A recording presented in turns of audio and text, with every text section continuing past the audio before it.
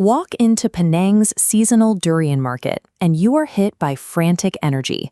But when you crack open the actual fruit this season, you'll find a highly unusual economic reality. A massive bumper harvest has driven local prices down to their lowest point in 4 years. The glut is heavily driven by index cultivars. Massive commercial farms in other states are flooding the market with popular mass-market varieties like Musang King and Blackthorn. Consumers and tourists are thrilled to buy premium fruit at a steep discount, but that cheap price tag is silently starving Penang's small-scale growers. Because Musang King acts as an index cultivar, its massive supply forces its own price down, which drags the going rate of all local heritage varieties down with it.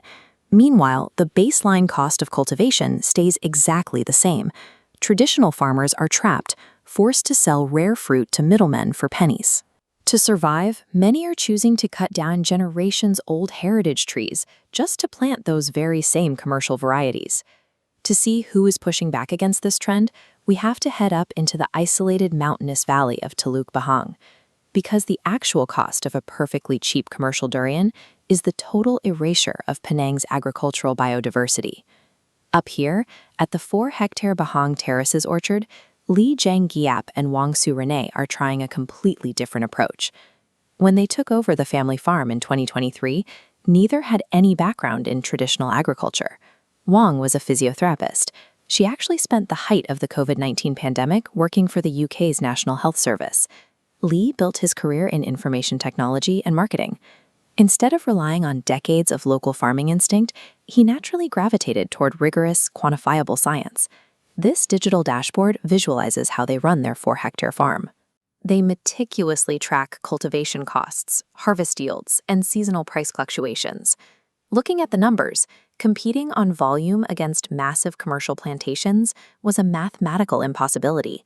They had to operate like an agile tech startup. The math dictated a clean break from wholesale middlemen. If they couldn't ship cheap fruit out, they had to bring high-paying consumers in. They shifted the orchard from a quiet production facility to a highly active, personalized weekend destination, walking visitors directly through the trees. During these tours, Lee and Wong exposed the hidden logistics of cultivation, explaining the intense effort required to maintain soil health and perfectly time a harvest. Most guests arrive at the gates knowing only a handful of famous commercial brand names and leave completely surprised by the sheer complexity of the process. By applying hard data to their problem, they turned what is typically sold as a bulk commodity into an exclusive, high-value educational experience. They end that experience by treating the fruit with genuine reverence. The post-tour tasting is curated exactly like a high-end whiskey flight or an artisan cheese board. Guests are introduced to rare, hyper-local flavor profiles that usually get ignored. Heritage varieties with names like Red Prawn, Green Skin, 604, and Capri. When placed side by side, this multi-layered tasting exposes how flat and predictable a monoculture of standard Musang King actually is. This curated tasting is a highly deliberate psychological tool. Once consumers understand the distinct, complex flavor profiles, they eagerly pay a premium for biodiversity over a famous brand name. For Lee and Wong, extracting maximum yield from Bahang Terraces is secondary. Their long-term vision is to maintain the orchard as a living archive. When you build a premium market for rare fruit, the financial pressure to cut down ancient trees vanishes, allowing the native ecosystem to thrive undisturbed.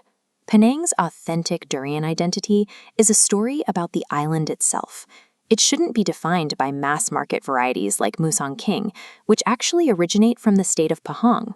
Sometimes saving a centuries-old tradition requires ruthless data and a sophisticated palate.